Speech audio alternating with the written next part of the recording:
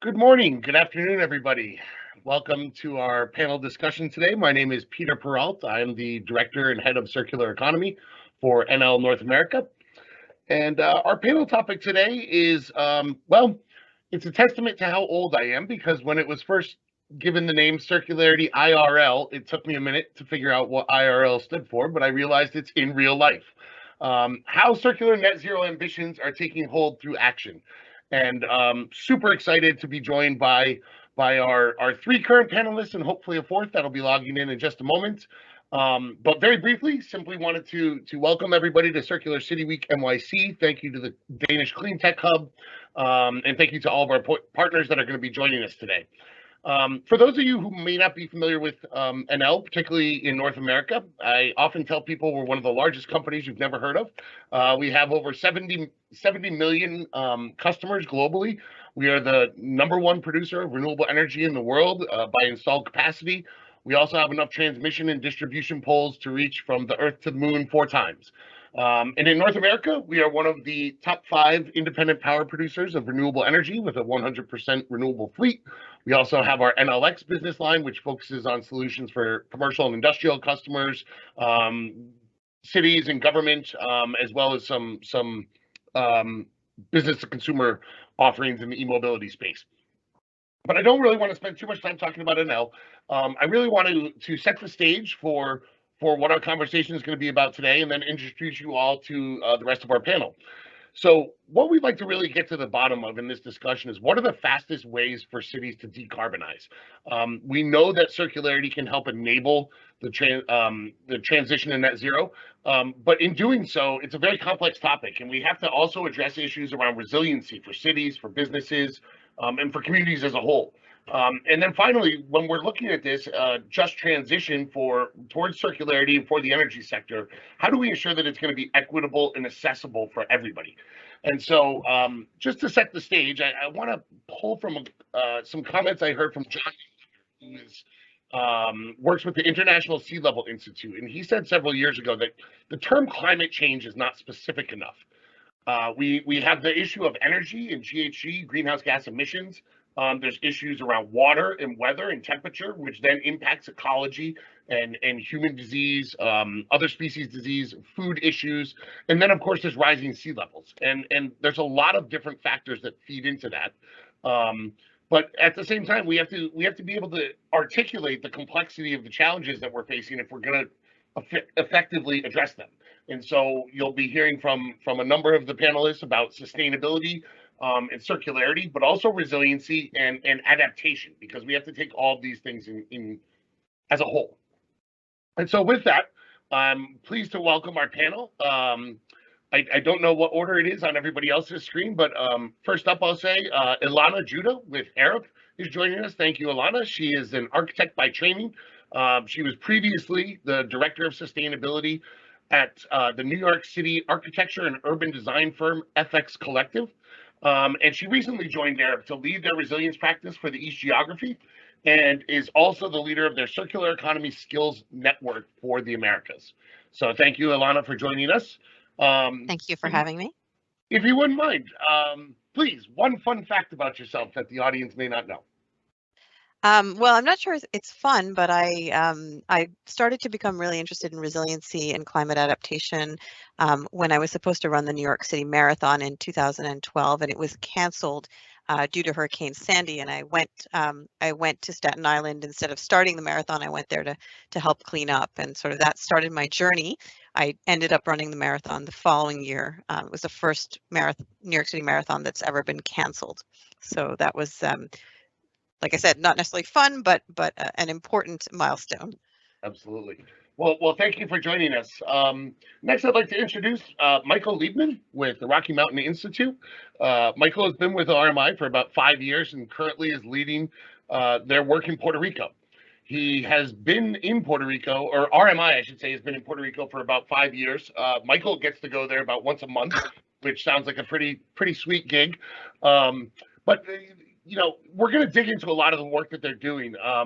They are currently, we're working with all of the panelists. Enel is in a variety of different capacities. And I'll let Michael share a little bit more about that. But he has spent significant time working on transportation electrification as well. Before joining the Puerto Rico team and the islands work that RMI is doing, he did a variety of vehicle electrification projects, including bus electrification, collaborating with the New York Power Authority, the launch of the BMW i3, and the launch of the Nissan Leaf. So, Michael, thank you for joining us. And please, again, one fun fact. Thanks, Peter. Great to be here. Really excited to have an interesting discussion with these other panelists. I spend a lot of my time outside of work in the mountains, whether it's skiing, climbing, or mountain biking. And I'm really excited by the fact that the work that I do will hopefully have a small part of protecting those areas that I love to spend time. So similar to Ilana, definitely lots of connection in terms of what I'm doing outside of work and what I do inside of work. Looking forward to the discussion. Thank you. Great. Fantastic. And next up, we have Hitta Phoenix, who is with the Earthwatch Institute. Throughout her career, Hitta has worked to strengthen the connection between people and science, and you're going to hear some really cool stuff that Earthwatch Institute is doing. She has experience building participatory science programs that tackle these big picture issues like environment, climate change, biodiversity, sustainable agriculture, and sustainable cities. She's developed a number of different coursework and curriculum, and I'm happy to say that Enel North America has engaged with the Earthwatch Institute to offer a climate change masterclass that we just completed the first round of a few weeks ago. Hitta's also worked on climate change policy at the regional and national levels. And Hitta, please, one fun fact about yourself. Sure. Hi, everyone. Really excited to be here, as everyone else said. One fun fact about me, I spent some time studying climate change out in Kenya and the slopes of Kilimanjaro and understanding what's happening in that part of the country with climate change. And while I was out there, I said, you know what, let's see if we can get up that mountain. So I've summited the tallest mountain in Africa, which is Mount Kilimanjaro in Tanzania. Fantastic. Well, for the panelists here, I think that it's sort of telling that we have two panelists that are climbing mountains and another that is running marathons. I think that those skill sets will really translate well into how we are going to achieve net zero and transition towards a circular economy.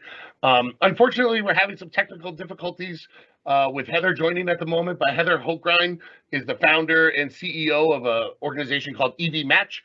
Hopefully we'll be joined by her momentarily when we work through those technical difficulties. But in the interest of time, let's jump in. And Hitta, I'd like to stay with you for a moment and focus on that topic of decarbonization. Set the stage for us. I know that the latest of the three most recent IPCC reports came out recently, and maybe you can share a bit about the climate science for the audience, as well as some of the work that Earthwatch Institute is doing. Sure thing. Happy to start us off there. And I like to, Peter, how you talked about in your intro how climate change is not specific enough of a term. A lot of times at Earthwatch, when we talk about what is climate change, how did we get here, where do we go from here, we like to talk about it in terms of climate weirding or global change as well are some terms we like to think about. So I'm sure a lot of folks here generally understand what climate change is, but I'll throw in a little bit of a baseline starting point as far as who cares? Why do we care about climate change? It's in the news. I know it's bad. Why is it bad? What's happening?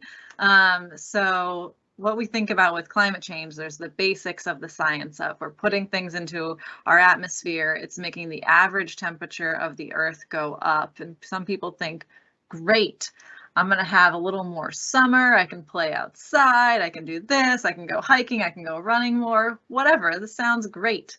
But the reason we really care about it is because there are so many other changes that are tied to it. So it's not just that it's a couple degrees warmer and great, I can stop wearing a sweater sooner. And it's a lot more than these pictures we've all been fed of like a polar bear on a melting ice sheet. So when we think of this, it's also connects to precipitation. So it connects to us having wetter seasons, more intense rainstorms, more flooding in some areas, and also drier in other places. We only have so much water on this planet, and climate change is making that distribute differently differently in different places. So it's affecting how all of that is moving around. And then those temperatures are also affecting, you know, going back to the science, our natural world in a lot of ways. You may think, oh, springtime is coming. My lilac bushes are blooming a little earlier. This is gorgeous. This is beautiful. But the rest of our ecosystems are synced up. So pollinators are used to arriving at a certain point in time, and they don't get an Outlook appointment update that the lilacs are going to be in bloom sooner.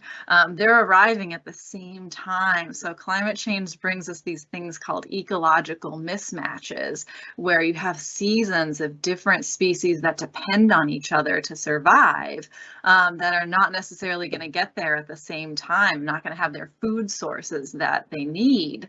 And that connects, this one I like to use, it's the natural world, and also connects to us directly.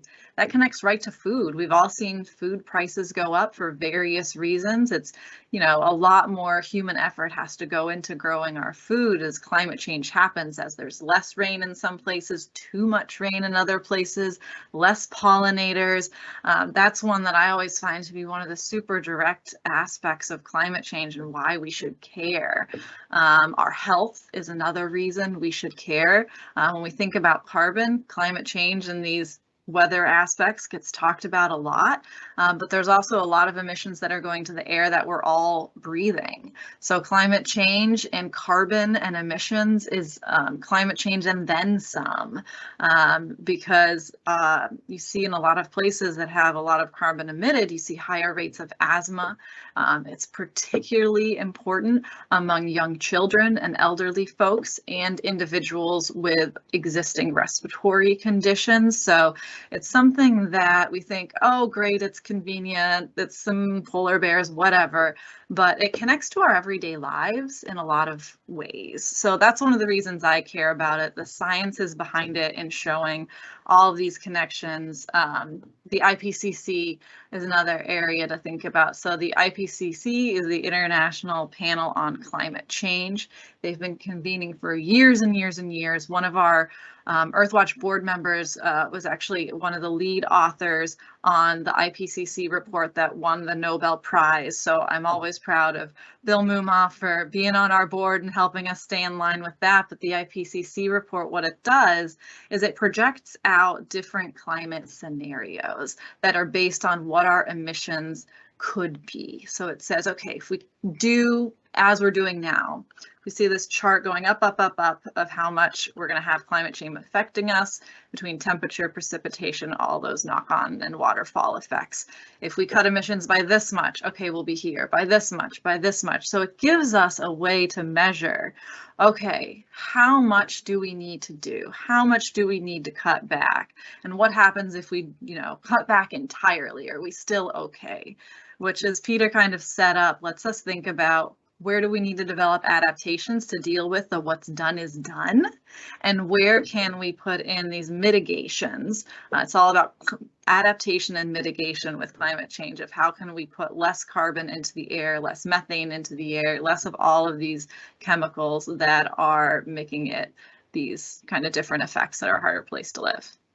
Yeah, and thank you, hit that. You touched on so many strong points aligned with how we unpack this and the interconnectedness. I want to, and I also, want to acknowledge the adaptability of nature as well, and how we're seeing, nature and different species adapting to these things. But focusing on that sort of mitigation piece, and let's sort of shift gears for a minute to resiliency.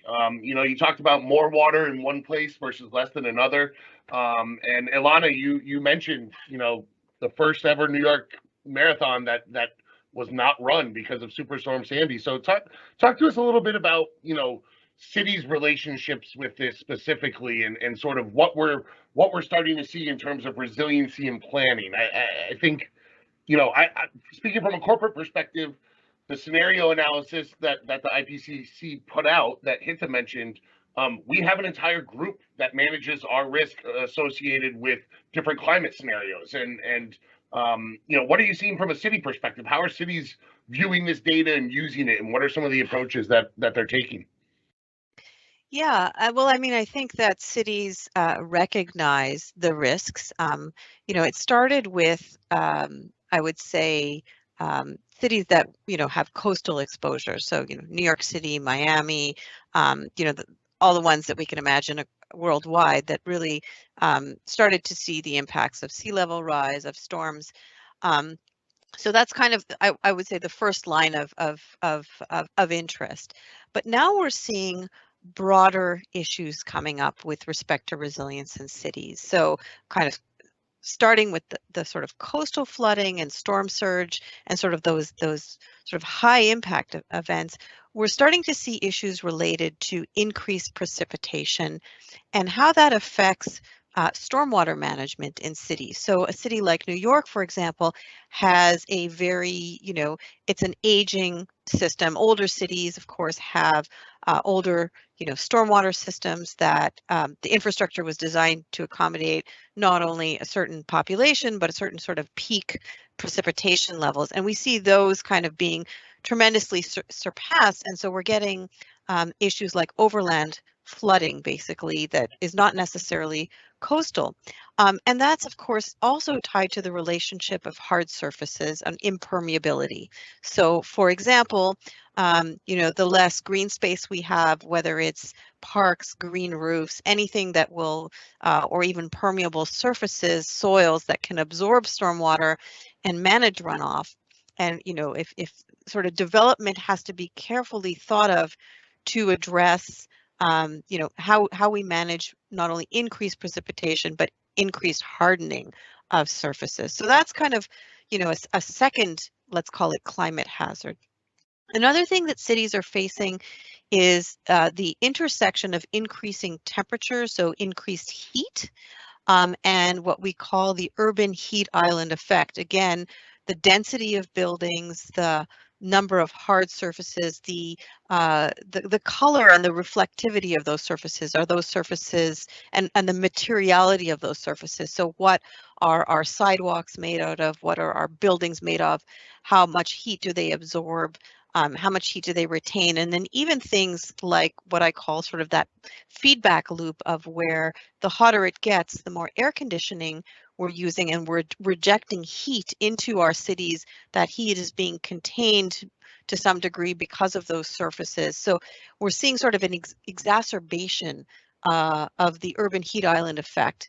And I think that particularly taps into this question of equity and vulnerability, because when you think about neighborhoods and communities within cities that have fewer green spaces, fewer trees, where people may not be able to afford to pay for air conditioning or pay their electricity bills, and may have other sort of chronic health issues because they are more marginalized or lower income, you start to see sort of a more sort of a greater impact on those populations for heat.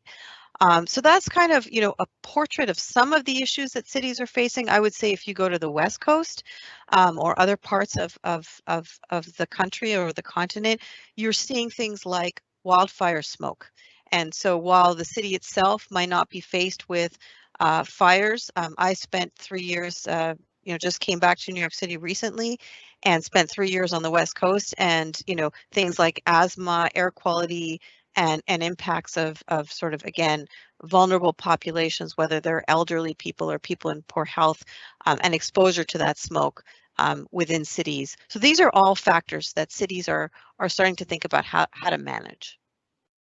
Yeah, no, I agree with you 100%. I definitely want to come back to that piece around health and equity, but and the concept of the heat islands. I know that HITA and Earthwatch Institute have done some really interesting work on air quality studies in cities. But I want to give Michael the floor for a few minutes, because we're talking about urban heat islands, right? But you're literally working on an islands program, and I think Hurricane Maria, everybody has sort of heard the story, seen the photos, but you are in many ways boots on the ground there. And a lot of the work that RMI is doing is also supporting equity, accessibility, and inclusion, and trying to build out that resiliency for the island. And so please share with us about the program, give an overview, and tell us, what that's been like working on for, the past several years. Yeah, thanks, Peter. So I think, kind of building on some comments that Gitta, and I apologize if I mispronounced your name there, I hope that was right, but that Gitta shared initially, the research is super important, and that's something that RMI is definitely involved in. We work in a variety of geographies on reports that go to key stakeholders in the energy space, but specifically within islands, we're also really focused on implementation.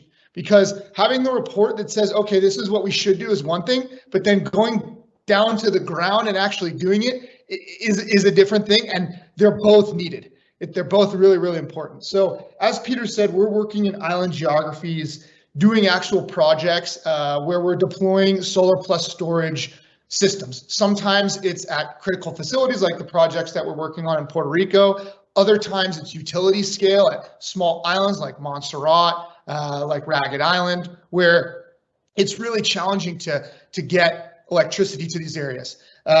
Thinking about the islands, most islands primarily rely on imported fuel, and this has serious implications from a resilience perspective, from a cost perspective, and then also from a benefits perspective in terms of where are the benefits from that spending going? Are they staying in the local community, or are they going to another place?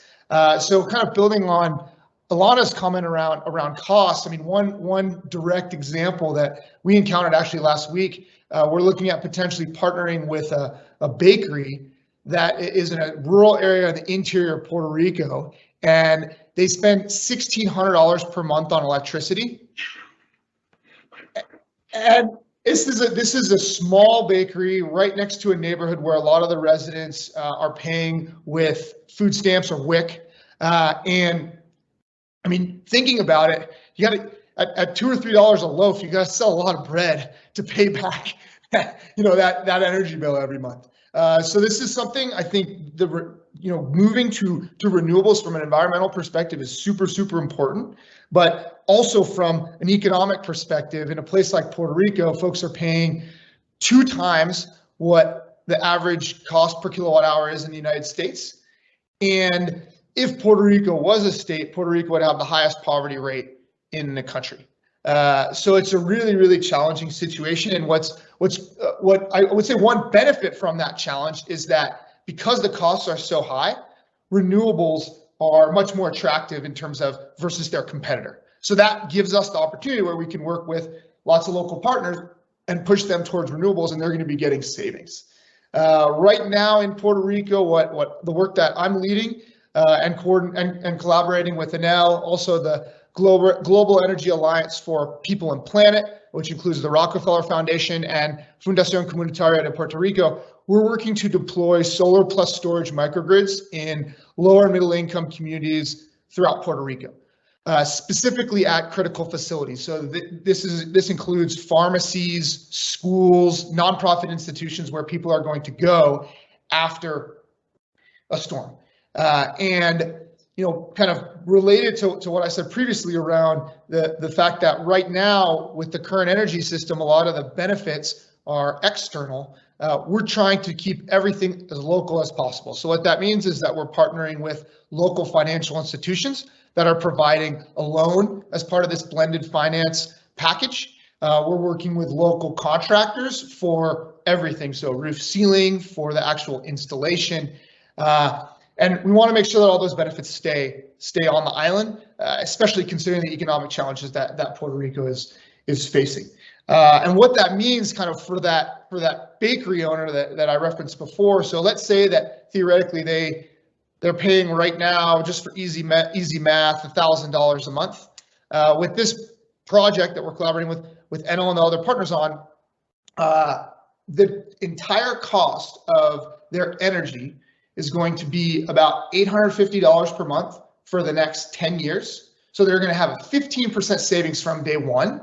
That $850 includes the payment on their loan that we're working with local financial institutions on. That includes fixed charges to the utility. It includes the cost of operations and maintenance, and it includes insurance.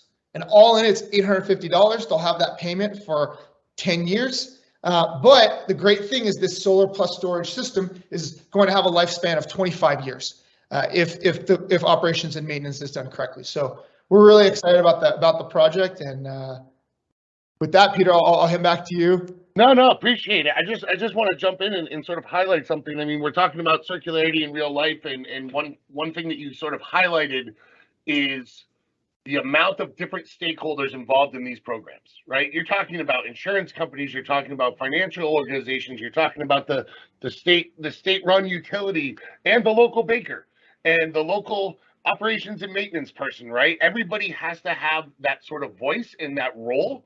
And then, you understand from them, the boots on the ground, what the challenges are and the solutions co-created. And I think that's really interesting. I think it's a key point to this circular transition and to the ability to achieve net zero, because for net zero, you have to work upstream in your value chain and downstream in your value chain. And so that's really great. I'm happy to report that we were able to connect with Heather Holkrein via phone. Are you there, Heather? You might be on mute. Just want to test the audio.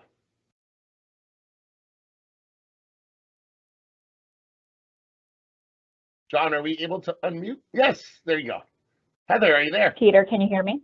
Yes, I can. Thank you, Heather. And sorry to our audience for the technical delays, but Heather Holkrein is the founder and CEO of EV Match, which is a peer-to-peer network for electric vehicle charging that increases EV charging access and reliability. Heather's been deeply committed to creating an inclusive clean energy economy and previously spent several years with Rising Sun Energy Center, which is a leading green workforce and training organization based in Oakland, California. Ironically, I believe Heather is the furthest away from New York City, being based out in the Bay Area, but you are there right now. Is that correct? Yeah, Peter, that's right. I'm here for Circular City Week and have been attending some live events. So far, it's been fabulous. So thanks for having me. Excellent. Yes, no, my pleasure. Thank you for joining us. And NLX Way, which is our e-mobility division, has long been a partner with EV Match. Maybe just share for the audience a little bit of EV Match, what you're doing, some of the programs that you've been working on, and we're kind of talking about that sort of stakeholder collaboration and the aspects of equity and inclusion that need to be brought to the table if we're going to transition to a circular economy and achieve our net zero ambitions. So show us what that's like from your perspective. Yeah, excellent. And again, apologies for the technical difficulties. I'm so glad to be here. Sorry, I can't see everyone's beautiful faces, but happy to be part of the conversation. So as Peter mentioned, I'm the founder and CEO of EV Match, and EV Match is an early stage software company. We provide a reservation-based software platform for electric vehicle charging stations. And so really at our core, you could think of us like an Airbnb for electric vehicle charging stations, where we are leveraging existing assets, so privately owned electric vehicle charging stations, and bringing those into public use and making those available at the many hours of the day when they are simply sitting there in driveways and garages unused. And so really where we approached this idea and came up with the concept was thinking about all of the renters and multi-unit dwellers, people who park on the street, who don't have access to reliable electric vehicle charging. And really this is inhibiting the mass adoption of cleaner electric cars among this large demographic, which in many cities can be 40–50% plus of the population, folks who don't live in single family homes. And so we saw that there was obviously this growing collaborative economy, shared economy approach for thinking about increasing utilization of assets, and saw that there really was a corollary, sort of a similar way we could approach this when thinking about increasing usage of existing EV charging infrastructure. So I launched the company in 2016. We've been growing ever since. And one exciting component is that we've learned that our reservation-based software is especially useful in apartments. So not only creating this community-wide sharing platform and network, but also sub-networks within our larger network. And so what we are providing is a reservation-based system, a sharing system within apartment communities, homeowner associations, other entities where really you have a large number of participants who want to share assets. And so we've been really excited to be working with folks in the real estate industry, and also community organizations to deploy these shared charging stations. And I'm happy to speak more about some of our pilots and projects, but really the idea is to layer in low-cost software with our reservation-based sharing system to bring public charging and more efficiently used public charging to communities that historically have not had access. And so we see that this is essential in order to expand the demographic of EV drivers, really ensure that EV drivers in communities that have limited infrastructure right now have access to affordable and reliable charging infrastructure. And so we're excited to be a part of that. Yeah, no, that's terrific, and it's truly truly inspiring in a sense. I mean, it really embodies the concept of equity and accessibility in a model that is circular. You're talking about a sharing platform so that existing assets can be utilized at greater levels without having to produce more stuff, if you will.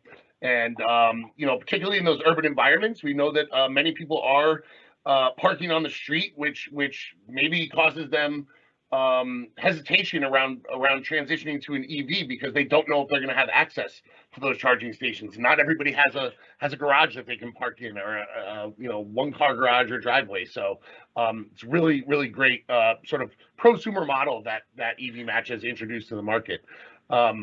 With that, you know, there's so many different directions we could take this. I think, you know, maybe I want to switch back to Hita just for a moment and share, you know, that perspective on urban environments and the impact of transportation. And Michael, feel free to jump in as well. I know that you worked on some transportation electrification projects as well. But Hita, maybe first you could start with the you know, Operation Healthy Air project and some of the findings that the Earthwatch Institute has found through the work that you're doing there. Absolutely, happy to jump in. So realizing I didn't quite give the context of Earthwatch's mission, so I'll do that and then hop into Operation Healthy Air. So because I did the climate science. So we're an international environmental nonprofit. We're doing research on every continent in the globe except Antarctica. And what we specialize in is called citizen science, which is getting people from all walks of life outside, hands-on, helping scientists to collect their data to help answer these sorts of big picture questions. So one of those projects is Operation Healthy Air, where we're trying to understand air quality in cities specifically. So the way air quality is generally regulated across the US and a lot of other places is there's one really expensive sensor that meets whatever the local government regulations are. You put that in place, you make sure you're under whatever that level is, you don't get fined, everyone moves on with their lives. That's an oversimplification, but kind of how it goes. But everyone's walked around a city. We all have experienced that just by walking and breathing, you can tell air quality is different in different neighborhoods and on different streets. So how do we solve for that? How do we use members of the public helping with science to understand where poor air quality hotspots are within individual cities? So we're using much lower cost sensors. These regulatory ones are anywhere from $40,000 to $100,000 each. You can't put 100 of those in the city. It's just cost prohibitive. We're working with sensors that are more in the $200 to $300 each range, and working with local community members, working with schools, working with companies whose employees go out, all different ways like this to put those sensors out in cities and figure out, okay, where are these poor air quality hotspots? We can guess a lot of them closer to industry, closer to high traffic zones, but how can we get the science and the data behind that to understand where this is happening? And in a lot of cases, we're also working with local health or nonprofits that focus on health to see how that overlaps with the high asthma rate zones, with those places where people are experiencing more respiratory conditions and utilizing healthcare in that way more often. so what we're finding, some of the things we suspected were that environmental justice communities of color, low income communities have poorer air quality, that there are areas that have less access to open green space are having poor air quality. And then we're trying to work with cities as well to say, okay, you maybe have enough funding this year to electrify a quarter of your bus fleet. How do you decide where to put those buses? Here is data we have about your air quality. Can you take that into account and prioritize those places that have the poorest air quality and electrify there first? Or are there other resources that you're putting into place? Maybe it is charging stations, maybe it's whatever it may be, and how do we try and bring that improvement and be strategic about how you're going to spend that money already. So we've done that. We've been collecting data here in Massachusetts around the Boston area, mostly in our Dorchester neighborhood. We've been doing it in Springfield, Massachusetts, which for a couple of years was the highest asthma rates of any city in the country. It's a prize you don't want to win, but rises to the top of somewhere to really focus. We've this past year expanded to London, Madrid, Paris, and Brussels. We've been working in Delhi and India as well to see how can we better understand this and give that data and that information to decision makers so that they can both work on climate change and concentrate in the areas where it's needed most. Great, and I want to turn it over to Michael, but a quick plug. Arup and Enel are co-sponsoring a panel tomorrow that's going to look at sustainable transition for zero emission vehicle fleets. And we've got a really fantastic case study from Santiago, Chile. One of our colleagues down there, who's the head of e-cities, is going to share some of the findings that they experienced as they transitioned their public transit into a circular business model that was also providing greater access and equity. But Michael, please chime in. Great, yeah. So to follow up on the air quality comments, I think also thinking about employees in their place of work. Just one concrete example, when I was working with the New York Power Authority on bus electrification in New York, we looked at electrifying some bus fleets in airports. And I went and rode on all the routes, and there was a kind of depot area where passengers would get on and off, where all of the buses would queue. And I just remember waiting there, and the air was just awful. And there were a number of staff that had to be on the ground making sure that passengers could get in the buses, dealing with the scheduling of the routes. And I was just thinking, gosh, I mean, this person who's breathing in this air 8 hours a day, there definitely must be health implications. And unfortunately, a lot of those folks were folks that were speaking English as their second language, that probably didn't have a college degree. And so just a +1 on the air quality, that it really makes a big difference.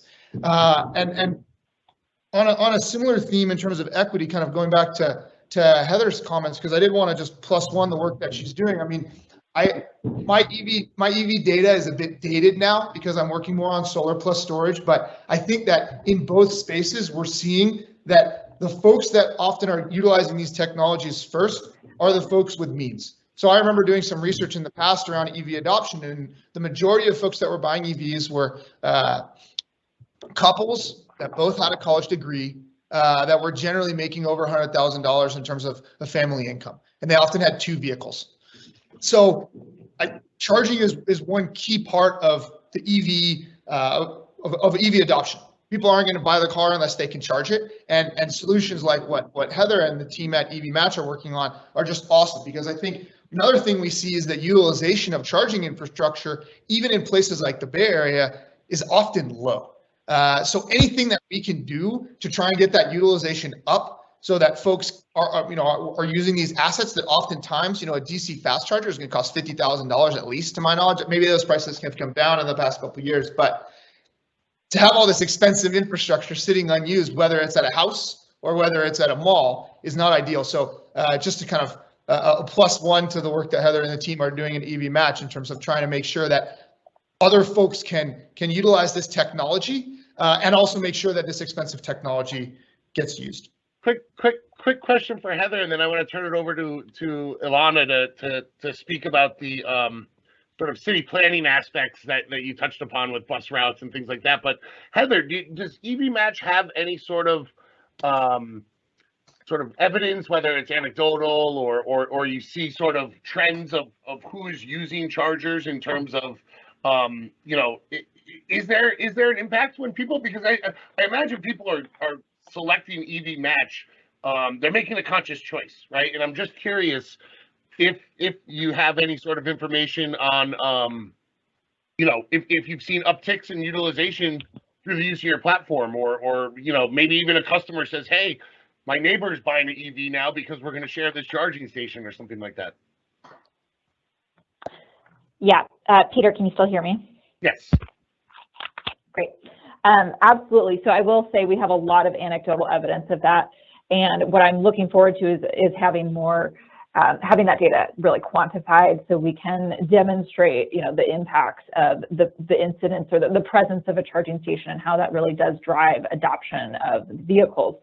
But certainly in many ways, this plays out. One, we see that, having access to a charging station in your neighborhood that you can reserve consistently and have reliable access to will drive the purchase of an EV. So we hear that where, a neighbor realizes that they can charge half a block down the street consistently and reliably, and that prompts them to get an electric car. We also see it also prompts folks to switch from a plug-in hybrid to a full battery electric once they realize they have that reliable charging station.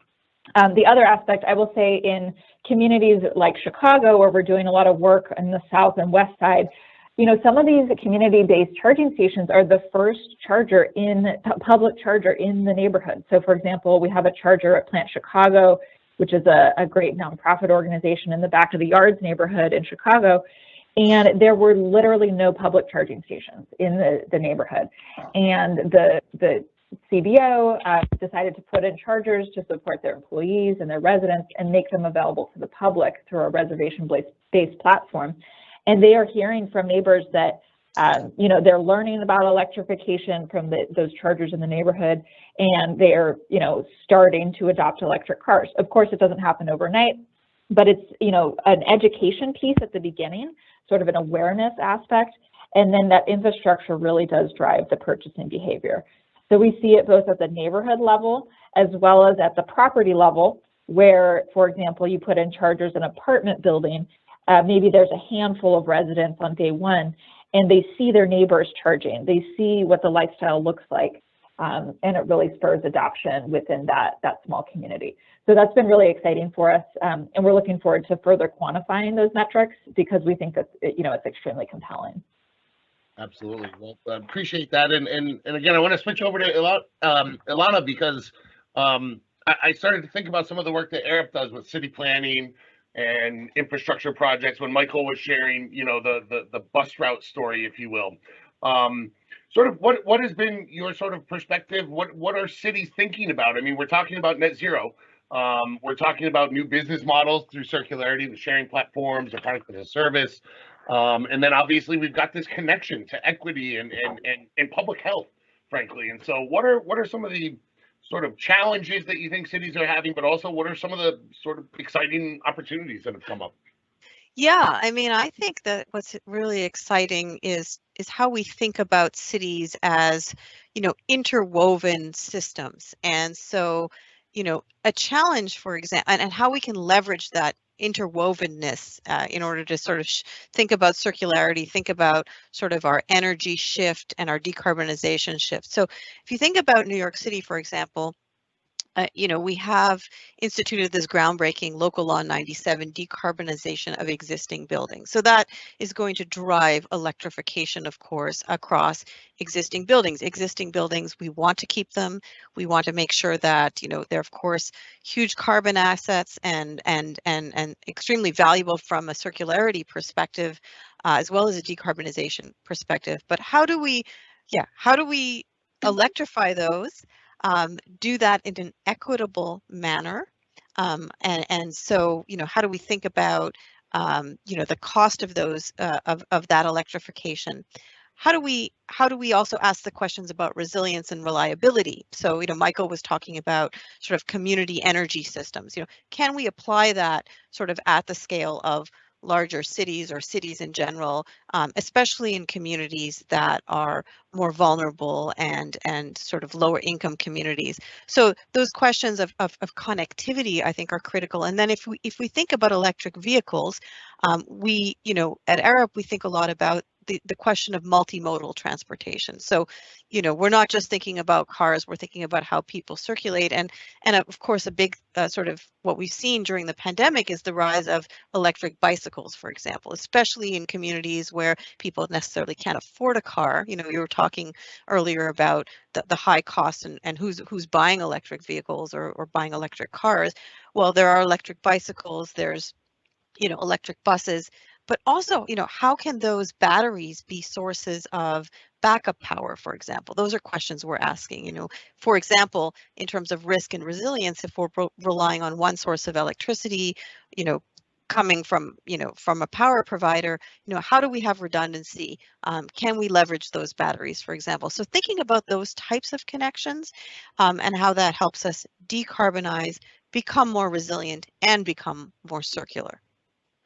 Yeah, we're starting to see models at Enel where demand response markets, for example, is something that we're very active in, and I think when you start to look at those batteries as a resource that can be shared, again, increasing the utilization is a great thing, but you're also zooming out to a more macro view of grid level stability and grid level resiliency, right? The ability Exactly. to not fire up a peaker gas plant, which is then going to create more emissions in those lower income communities, and you have these assets that are effectively underutilized at times. And so, it's a bit of a sharing model, but it's at a grid level or grid scale, right, or regional scale. And I think that sort of reinforces to me the need for collaboration across sectors, and the need to identify these new ideas. Michael, please hop in on building electrification. And also, I'm curious if there's any of the partners from the Islands program that you want to highlight as being, I mean, they're all doing great work, but from a circularity perspective or maybe a sharing perspective, a reuse perspective, anything you want to share from that? Yeah, I mean, I just wanted to kind of tie in some of the comments that Ilana just made to our previous discussion around air quality. In terms of building electrification, it's not just the air outside that is a big problem in terms of health, it's also the air inside. Asthma rates are much higher in low-income homes where they're using natural gas for cooking. This is something that RMI has been doing a lot of research on from a health perspective, but indoor air quality it's not really discussed kind of I would say in the US context. A lot of times it's discussed about when we're talking about other countries where they use different cooking. Maybe they're cooking with wood, and this is a big challenge, but it's also a challenge here in the US. And this is something that my colleague Brady Seals here at RMI has done a lot of work on, talking about that asthma rates are much higher in homes where they don't have proper ventilation and they have a natural gas stove. So this is something that we're looking at a lot in terms of here at RMI. How can we electrify buildings, not only from a renewables perspective, but also from a health perspective? And in terms of partners, I mean, we're right now, we have three pilots that we're working on as part of our group one of projects with this new blended finance model. And we're working with private and nonprofit critical facilities, and it's been super awesome to be working with these partners that play such a central role in their community. So we're working with one pharmacy in the southeastern part of the island. This is an island that is very economically depressed. It gets hit by storms first when they come in, generally, the southeast part of the island. At this pharmacy, the pharmacist gave folks medicine on credit after Hurricane Maria because they didn't have access to payment. They couldn't get cash out of an ATM, and they also couldn't use a credit card because communication systems were down. And this woman was there giving medicine to folks on credit. Also sponsors a classroom within a school that doesn't have adequate supplies. So, I mean, it's just been super fantastic that we're able to collaborate with these institutions that play such a vital role. We're also IPV, the project that we're partnering with Enel on. This is a pre-vocational school in Arecibo, which is also an economically depressed part of the island. We were there last week and drove around with the president, and she was showing us all these vacant buildings, and she'd say, oh, this building took on 8 feet of water, they never came back. Oh, this building, the parents owned the business, they gave it to their children left the island, and so it's vacant. And this is an institution where they're providing pre-vocational training to folks that are low income. So these are folks that could learn to become an electrician or an HVAC technician or a nurse's assistant. And then they go out and they get placed in good jobs. The facility itself took on 8 feet of water during Maria, and they were a hub for distributing aid after Maria. They also provide services to victims of domestic abuse, services to folks that were homeless that have AIDS. So yeah, I mean, the fact that together with our partners, we can help them support the community has been awesome. And then just quickly, the last facility is a mini supermarket, a mini hardware store, mini pharmacy, and gas station in a very rural part of the island in the interior. And the owner there, he started a clinic because there was no clinic in the town with essentially no government support. And this clinic now has a doctor and a nurse and a secretary that can receive patients, and also has an ambulance. And he started this from scratch, went out, raised money to get the building, also to put a solar plus storage system at the building, so it's completely islanded.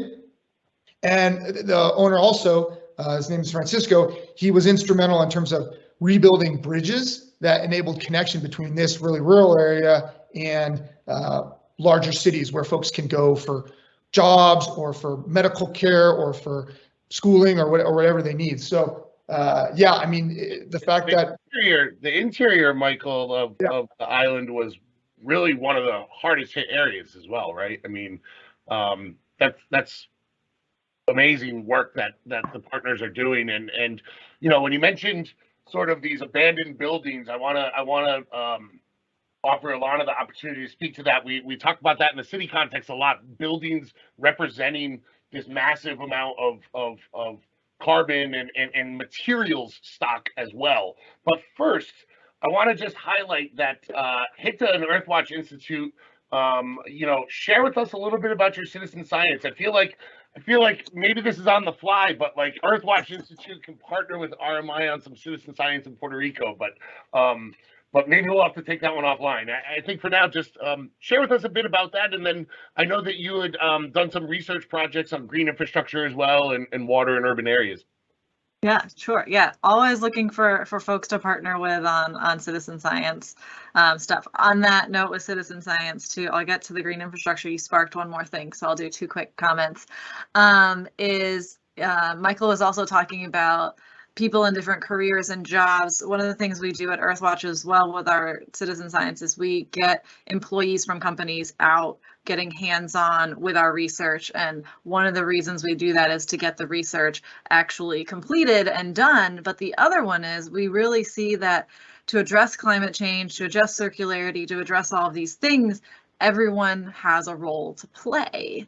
And at big corporations that we work with, often there's a sustainability team and they're pretty small and they're trying to get the whole company to be more sustainable. So we partner with them to get hundreds, thousands, groups of employees out to see these issues firsthand, to be out there collecting data with us, to help motivate them when they're doing their jobs to say, oh, maybe I should buy the recycled paper instead of the not recycled paper, or, oh my gosh, our entire smelting process is super inefficient. Let's see if I can, find who I should work with to do something that's a lower emissions, bigger picture thing. So when I think of the side benefits, one of the aspects of what we do with Earthwatch is not just doing the science, but by getting people from all walks of life involved, they can make change within their own roles. But back to the green infrastructure.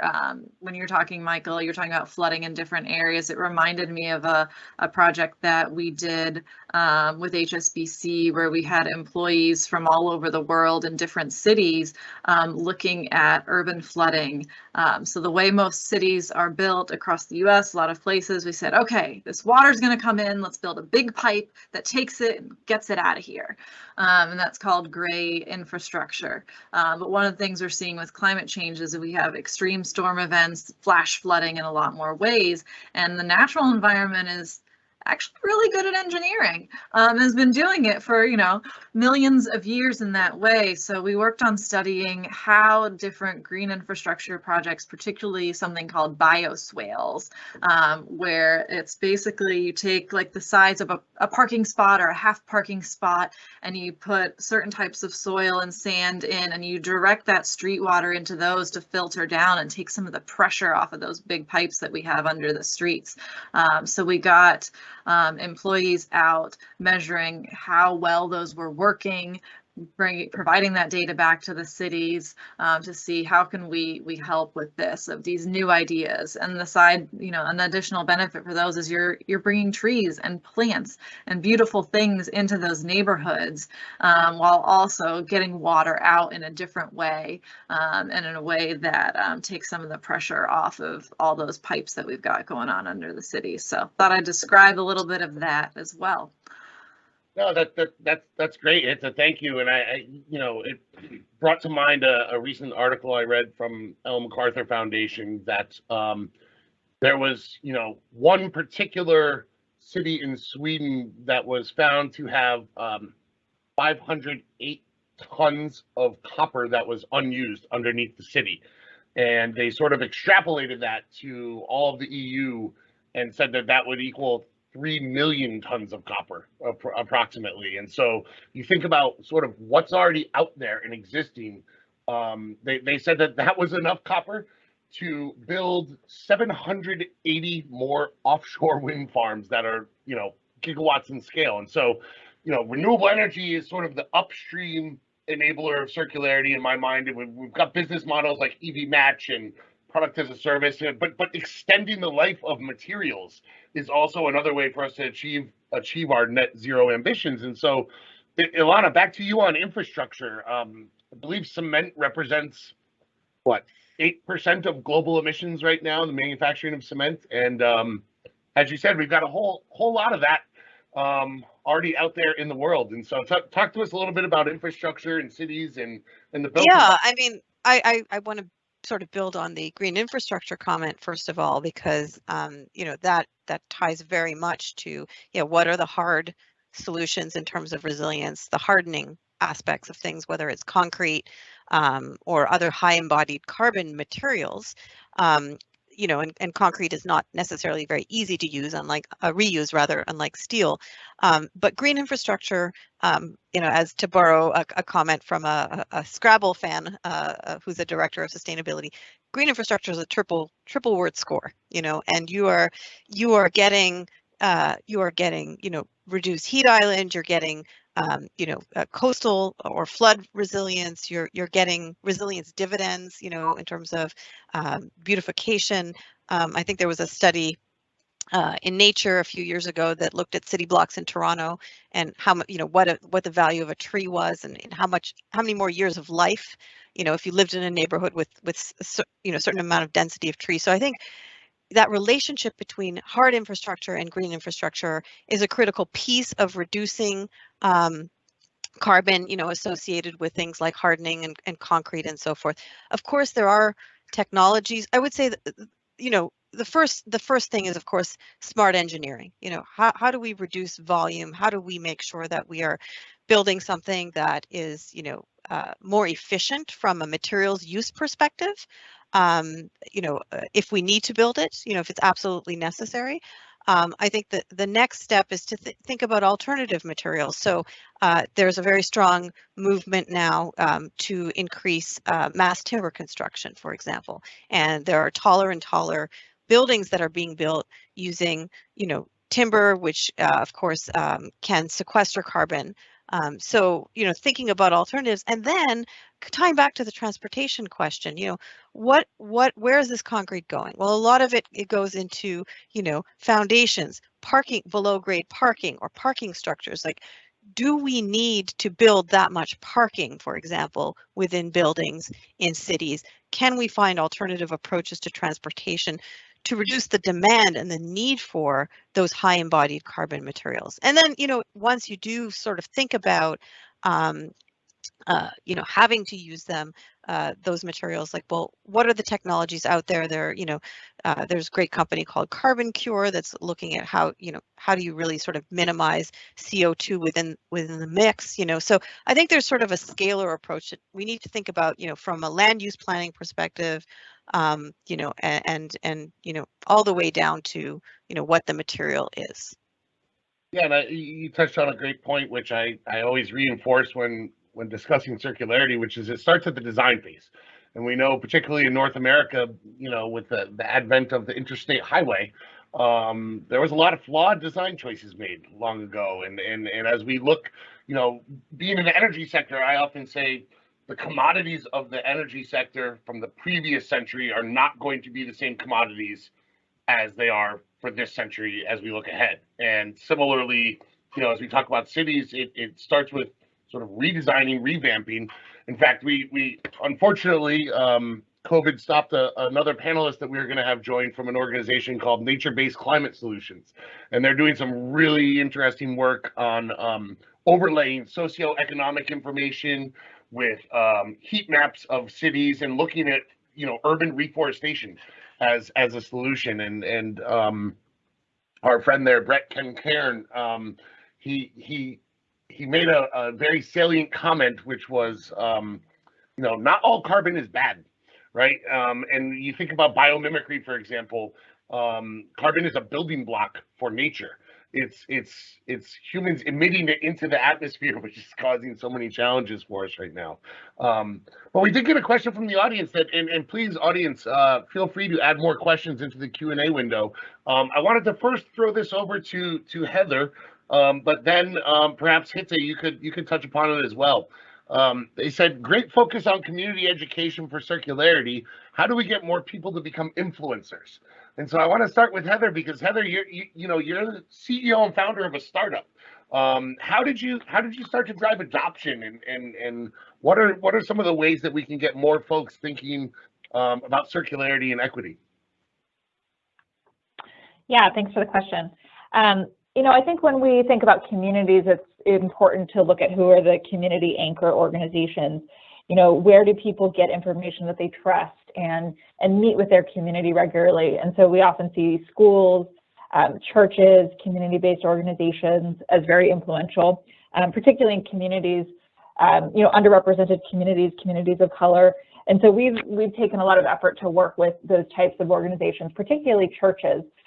We found that that's actually a nice overlay with existing parking spaces and sort of unused parking in neighborhoods, as well as stewardship, community, as well as environmental stewardship, and an interest in providing outreach and education services.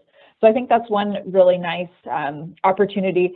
In terms of other messaging and influencing, of course, we focus on digital outreach, digital media, content marketing, for example, getting the message out there on the internet. But it certainly needs to be tied to whomever the constituency is. Like, where are people getting information? Who do they trust? And how can we ensure that we're amplifying those messages with the appropriate leaders within those communities? So I think it's critical to think about who's part of the conversation today, but also who's not, and thinking about how can we as an industry collectively be more inclusive and broader in terms of all of the different participants that are involved, because we know that without sort of a bottom-up and top-down approach sort of meeting in the middle, we're not going to get the mass adoption that we need to see to reach these really ambitious goals. Thank you for that, Heather. And suppose I'll open it up to the rest of the panel. Hit that, perhaps some examples through the citizen science work that you're doing, or really, Ilana, Michael, anybody. What are your thoughts on how we can get more people engaged and to be influencing within their communities on the topic of net zero and circularity. Go ahead. Go ahead. No, it's okay. I'll start, and then we'll go to you, Alon. So I can, with Earthwatch there, I've talked about how we work with corporations to get them out. We also have members of the public come out with our programs. We also have STEM-specific programs that are working with high school students to get them seeing that science is cool and fun and not just memorizing parts of a cell out of a textbook, which was my high school science experience, and teachers to make it more engaging. But with all of those different types of people we work with, the one thing that kind of comes together in all of that is they learn about it, they get hands-on with it, but then we remind them that they come out feeling a bit daunted. Climate change is so huge, we need to solve these big problems, reminding people that even a small step helps. So thinking about, what are you good at? What are things you like? Finding something, it feels like I'm talking about like a New Year's resolution here. Find something you can stick with. Don't, you can go outside your comfort zone, but if you're wanting to get started, maybe you're really good at talking to people. So maybe the thing you do is talking to your community more about this, educating more people. Maybe the thing you're really passionate about or good at is being outdoors. So maybe it's thinking about growing some of your own food instead of, buying things that are shipped halfway across the country and reducing those emissions in that way. So really looking within, and maybe it's something from a business perspective. Maybe you're great at business and you can think about your workplace and how you can do something there. But that would be the encouragement we give people is, think about what you love and what you're good at and where those connections are and start there and let it grow from that and start with something manageable. Ilana, I think you were about to jump in, I think. Sure. I mean, what I see and hear, from all of the panelists today is this question of getting involved in your community and the community scale, whether it's community energy, community, charging, community science. And I think that community scale and getting involved in your local neighborhood and your community is really a great sort of scale in order to affect change, but also to increase resilience. So during the pandemic, the neighborhood I was living in, there was sort of a community group that was started on social media by somebody. That community group enabled sort of a shared economy within that neighborhood where people were borrowing things from each other, giving things to each other, asking for things. It resulted in when we experienced this incredible heat dome in Vancouver when I was living there, that we were able to partner people who didn't have air conditioning with those who did to help shelter them during that event. And so it was building social resilience. It was building sort of that sharing spirit and the sort of buying nothing or reducing your buying spirit. And again, if you start to sort of transpose that into, well, can we share batteries or can we start to develop community solar projects? People feel very comfortable at that scale. And I think it's a great scale to think about how we can influence. Sure. No, that's a great point. And for Enel, we often look to our creating shared value model and how we engage with the communities where we're going to operate. And it really starts with that social, environmental, and economic contextual analysis that we perform and listening to those communities.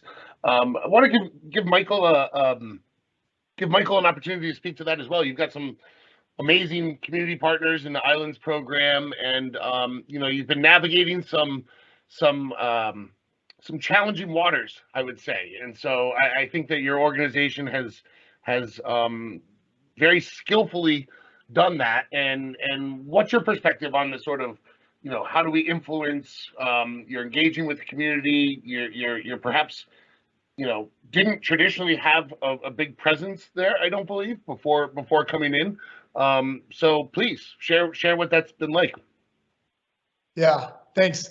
So I think going to the communities and meeting folks literally where they're at is super important. That's why I'm in Puerto Rico 10 days or a week every month or 2 months. And our entire team speaks Spanish, which has been really, really valuable because I mean, we're coming in as folks that are external, but we can speak to folks literally in their language, and that's been a really, really huge help. And I think really taking the time, I mean, it sounds like it's common sense, but I think this is something that we've struggled with and we've definitely been intentional about, but really taking the time to listen to folks about what their challenges are, and then figuring out how renewable energy solution can fit within those challenges. So sometimes folks are really concerned about what they're paying every month. I talked about that bakery, it's paying 1 month $1,600, another month $1,800 every month to the utility. Other folks are really concerned about resilience, as Peter brought up. After Hurricane Maria was one of the longest outages in U.S. history, and unfortunately, that happens. There are outages even when it's just business as usual, meaning no earthquake, no hurricane. There will just be an outage, and then the entire island will lose power. This happened about 3 or 4 weeks ago. So meeting people where they're at in terms of, is it resilience? Is it renewables? Is it cost? I think is really, really important. And then also really thinking about different models. So that with this blended finance model, we're able to solve the cash flow challenge that a lot of these local businesses have, which is that they can't spend, anywhere from these systems are generally at least 100K with the projects that we're working with on up, and these folks don't have that type of disposable income, but they're making their utility bill every month, or excuse me, they're paying their utility bill every month. So what can we do to try and come up with a unique solution that is a little bit different to try and serve people's needs? And I think the key thing there is we really have to listen. And then also in terms of the education element, this is something that's super, super important. And I think being able to combine ownership and education is really key. Unfortunately, having worked in this space for a period of time now, there are some projects that aren't operating. And if folks don't have chips in the game, so to speak, I would say it's a lot more likely that that's going to happen. And so making sure that folks have the chips in the game, and then also making sure that they know, okay, this is what to do if a tree falls on your system, which is something I've seen at a project in the past. I saw that 2 months after the tree fell, and there were panels that were not working. And really making sure to be intentional about, okay, are we educating these folks so that they know when there's a problem, here's how I can solve it. So yeah, I mean, I think getting on the ground has been really, really important for us. And also, I think we appreciate the patience of all these communities, especially early on. My Spanish was not what it is now. So it's been very helpful that folks have been patient as we try and work through different elements, building that relationship. No, that's excellent. And I think, you highlight a few interesting things that, while these individuals don't have, 6 figures, or these organizations don't have 6 figures sitting around to install these systems, they're paying their bills every month. And that tells you, that while they may not have perfect access to credit, that they can meet those commitments, which I think is important. And then, from the equipment standpoint, and not knowing what to do and not being able to address that, there's training and job training opportunities and learning opportunities. So the education piece really is key. Want to encourage the audience to keep putting the Q&A in the chat. But as we look to wrap up here in about 15 minutes or so, I'd like to ask everybody on the panel, and Heather, we'll start with you. What are some of the sort of key takeaways from this discussion that give you hope? And what do you think is it most critical for us to focus on right now as we talk about net zero commitments and the ability to leverage circular economy business models and engagement models to achieve those commitments? What gives you hope, and what do you think is most critical that we focus on immediately? Thanks, Peter. Yeah, a couple things that give me hope. I really liked the framing of this as a community, as an organizing sort of space, and how that's a good level of trying to galvanize interest, galvanize commitment, and so thinking about neighborhoods and communities and organizing within them. is very hopeful to me, because I think a couple of reasons that's exciting. People see a way to get involved directly and immediately, rather than feeling like the problem is too big and they don't have any influence. And there are practical, tangible things people can do today to get involved in their communities. And so I think, some of the solutions we've been talking about really do harness that community approach and the neighborhood organizing power. So that's exciting to me. And I think the other interesting thing is the business community is reacting to demand. I do think consumers, individuals, households are pushing the transformation of clean energy technologies and really the market adoption. Younger generation is saying we have to do something about climate. We have to do something about our consumerism problem and our consumption problems. And so I think that it's really exciting and makes me hopeful to see that business as usual is not going to be tolerated.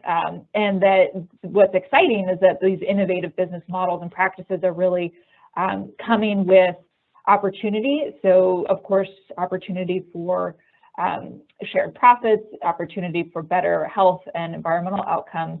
And really a lot of that is driven by the demand and driven by tenants living in buildings or folks buying the cleaner technologies.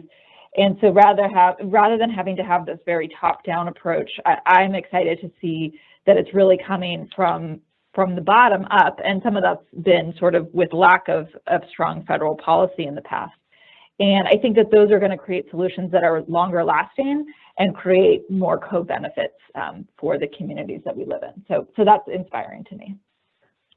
Great, thank you. Well, we did have a question come in that I want to perhaps float to Ilana, and then maybe back to Heather real quick, and then I want to get to what it gives everybody else hope as we wrap up. But where do consumers and companies go to understand the circular properties of a product, energy for green infrastructure, similar to an LCA or LEED? So I think really what we're talking about here, Ilana, is standards, and obviously Arup is quite familiar with the various frameworks, including LEED, but there are others out there. There's, so where would you say consumers or companies should go to understand that from an infrastructure perspective in particular, I would think, or how does Arup go about it when you're looking at suggesting, materials, building materials, things like that?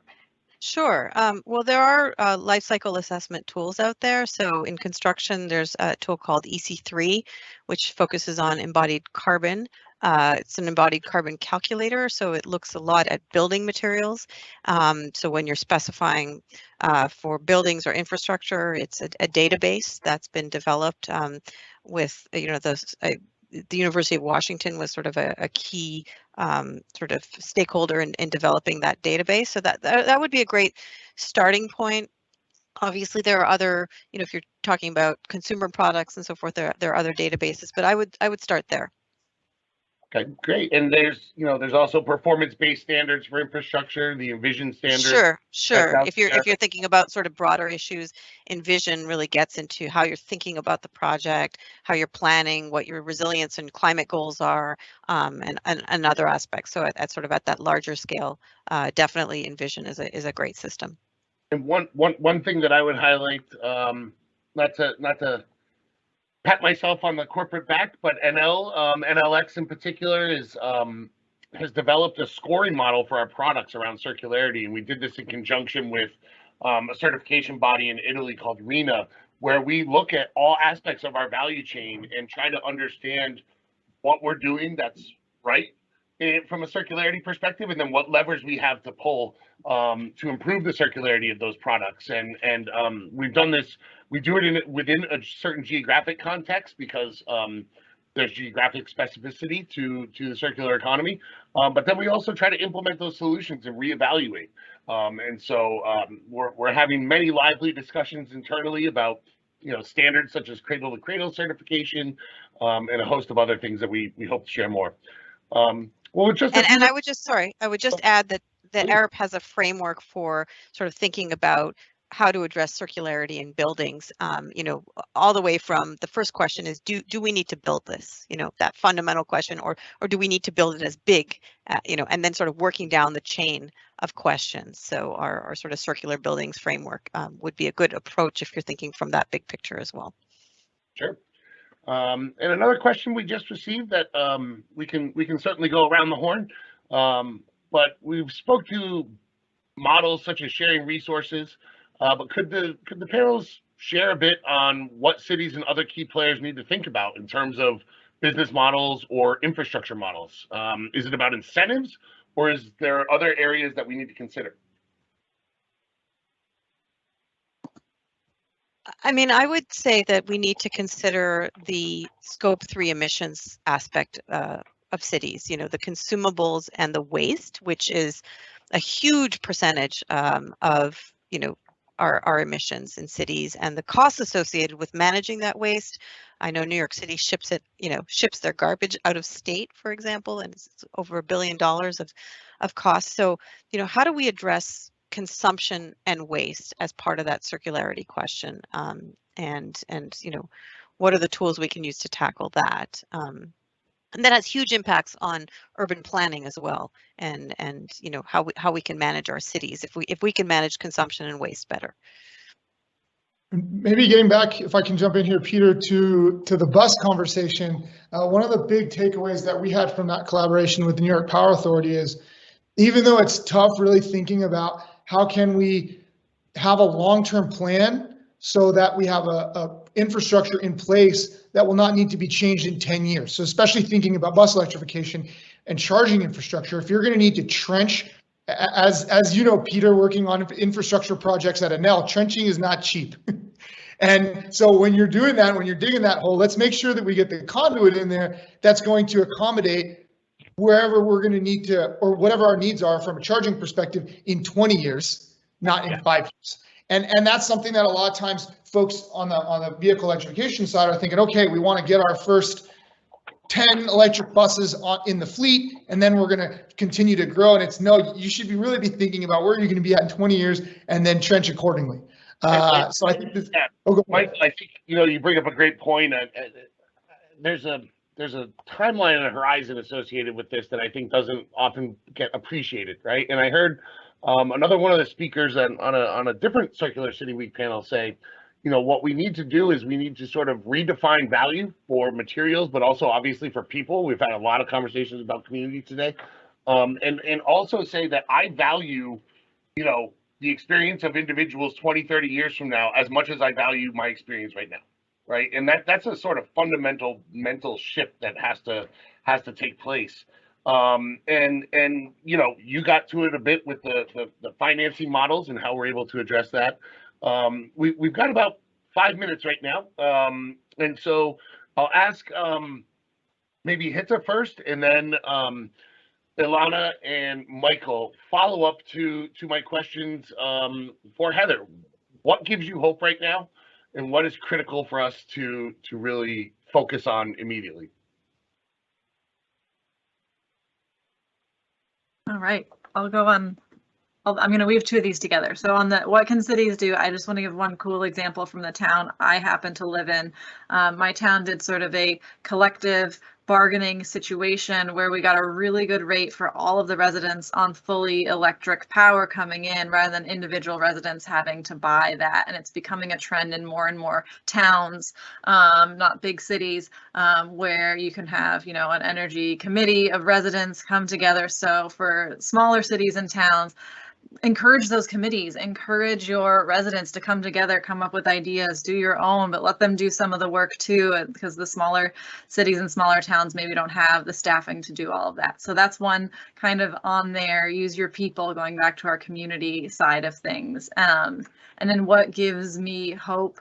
I feel like every day I'm seeing more articles about more companies taking action, more individuals taking action, hearing about more cool startups like EV Match with this idea that how do we use what we have in more ways. So all of those give me hope. And on that side too, I feel like Gen Z is holding our feet to the flame and is going to make sure we're held accountable. So thanks to that generation for coming up and making sure we're all doing our part. But their enthusiasm gives me a lot of hope. Excellent. Ilana. So what gives me hope right now? I think necessity is the mother of invention, and we are living in a time of necessity. The nexus of the climate crisis, the political instability we're facing, the pandemic, all of these things are coming together, the supply chain impacts of all of those things. There's a convergence of challenges right now, and that is creating sort of a groundswell of people focusing on these problems and a critical mass. And so sort of the silver lining of all of these challenges is the fact that we are mobilizing and we have collective effort focusing on this problem and this crisis. And so that gives me hope, even though it's a crisis. I would say that what needs to be done, kind of coming back to that community scale and being able to engage as many players as possible, is we need to be able to empower communities, whether it's through the way that they're politically structured or financed or funded. We have sort of structures for municipalities, we have structures for towns, we have, broader structures, but like, how do we empower communities? And what are the mechanisms we need to institute in order to empower the communities?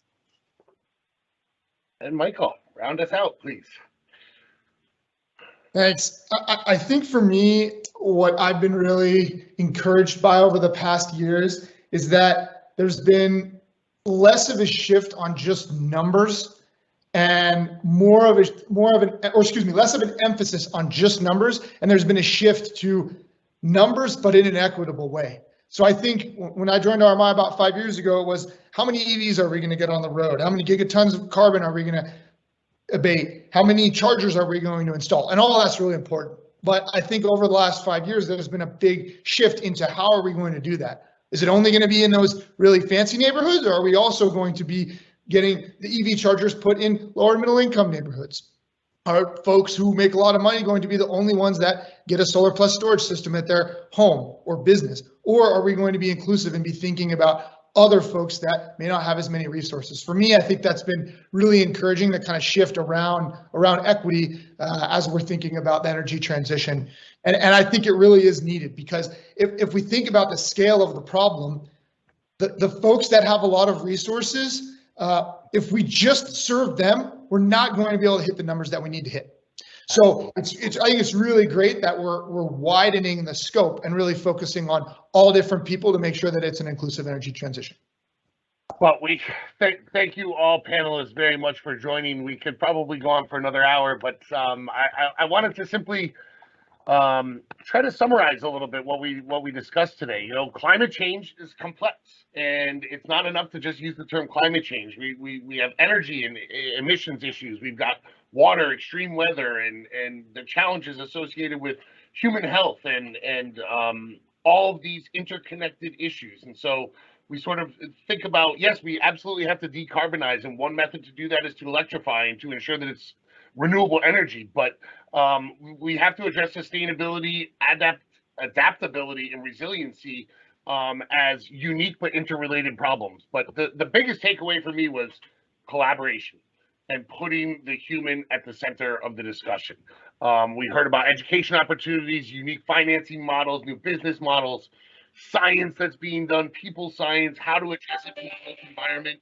How does mobility play into decarbonization and net zero? And really one of those key takeaways was we need to meet people where they're at. They need to speak their language and not make this so overwhelming and intimidating. And I thank all of the panelists for doing that every day in your roles and in your personal lives. It's really been a pleasure. Thank you. Thank you, Peter, for moderating such a fantastic panel and your great questions.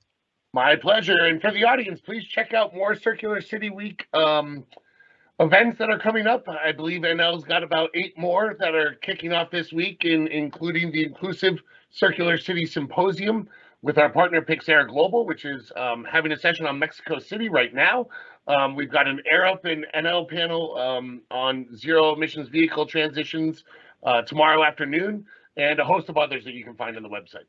So thank you all very much and have a great rest of your week. Cheers. Thank you, Peter. Thanks, panel.